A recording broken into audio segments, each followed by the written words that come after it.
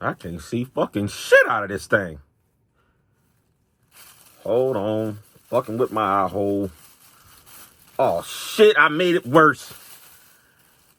God damn it. Does anybody have any extra bags? Anyways, yeah, I'm finna record this in my living room because just came off of a walk. I'm sweating. I had to go walk this loss off because I am very, very mad. Now, if you seen my intro, you saw what I was going to post 2-3 weeks ago. But I said, you know what? Let me just go ahead and hold off on all of my criticism because I had some bad things to say about these players. But you know what? And the coaches. But you know what? I can't hold back no more. I got my kids back here. I don't care. You know what I'm saying? I'm just going to do it in my living room. I'm not up in my little studio as normal. But at the end of the day, y'all, look, man, share this video because it needs to get seen. If you share it once, I need y'all to share it 5 times because this is what the fans is thinking. Not what all of these other FSU commentators, these people that report on us every single weekend who was doing it in the offseason and who was going to the practices. This is not what we signed up for. You know what I'm saying? We didn't sign up to be lied to by the coaches, by these reporters, by these people who claim to know football, who look like they never played football in their life. But at the end of the day, they're trying to tell us, the FSU faithful, what we look like. They're trying to tell us what the predictions are after going to the practice. If you couldn't see that these D linemen was not getting in their gaps or getting pushed off the ball in practice, or that the O-line was trash in practice, or that this quarterback just had a slow windup in practice, I don't understand what we've been looking at. I don't understand what we've been doing as a team, as a commentating team. If you know what I'm trying to say. As someone that has been commentating on football or going to the practices, looking at these practices, I don't understand what they was reporting. I don't understand what they've been doing. As far as I'm concerned, I don't know if they got some type of ties where they can't tell the truth or they supposed to lie. But they need to go find a different job. First off, we're going to just say that. And I'm finna go down the line on everything that I feel is going on with this team. And on what I feel is just, need to be changed, man. It's too late in the season. It's too late. I'm not going to say too late, but it's 0-3 up in the season. So it's pretty much the season is over, is what I'm trying to get to. The season it's a wrap. It's a wrap, and in my opinion, I'm going to go over these things, man. This might be a long video, but at the end of the day, y'all like, comment, subscribe. Also, I need y'all to share this video, man, to as many people as you can, because I'm telling you right now, it's finna get dicey. So first off, we're going to start off with coaching, man. Look, coaching is at an all-time terrible low. I'm talking about an all-time terrible low. Coaching is trash. Just the way we lining up, the way we coming off the ball, the way that we're guarding certain offenses, it's the worst thing I've ever seen in my life. I mean, these plays that Memphis was running, we ran in high school.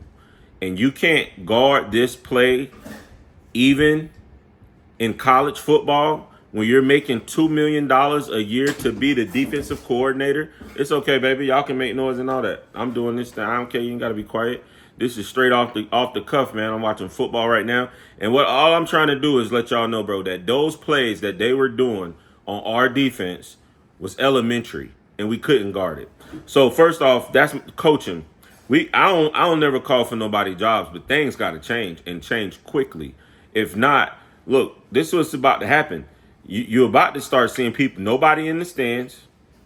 You're about to start seeing, I'm not even watching no more games until we play Miami or the Gators. I don't even want to watch football. I don't even want to watch Florida State football no more. And it's not because I'm not a great fan.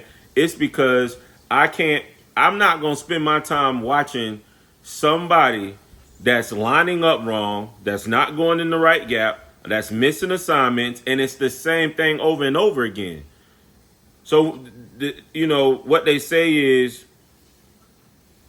you know, to do something over and over again is crazy. You know what I'm saying?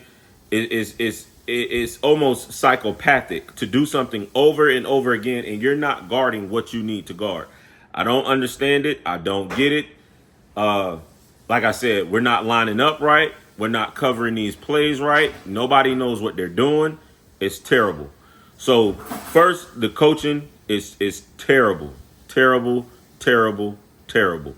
Second, is the NIL keeping this quarterback in?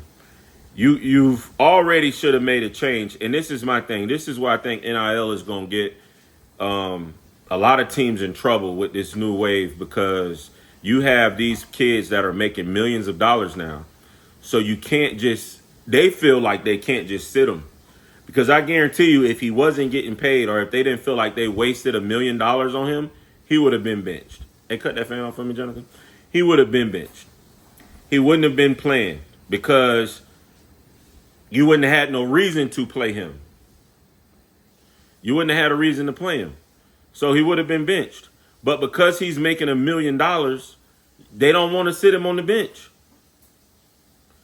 So I'm not understanding that aspect of it. But yeah, they don't want to sit him on the bench. I gotta get through this quick because my battery about to die. But at the end of the day, is NIL keeping this quarterback in, man? Because in my opinion, we should have been made the switch. Or at least you should have started switching in different series. Now, Brock Glenn gives you the better chances to win. The better chances, he's more mobile. He can use his feet and make plays. And at some of these times, that's what you need in some of these plays.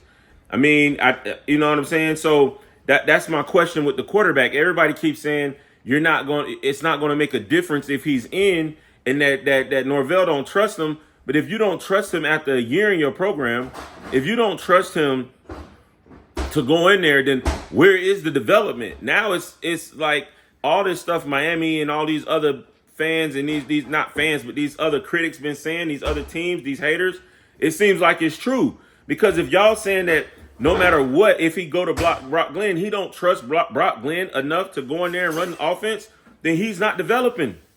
There is no development. He should be able to get in there at least and start playing series. And if anything, why we not running Wildcat? If your offense is not working, we won the ACC championship game off Wildcat. Run Wildcat. So to me, that's just stupid, man. Quarterback play trash. Should have changed it. Receivers, we not doing no deep plays, so they can't get off the ball. The receivers can't get off. They can't get off of a defender because the defenders don't respect them.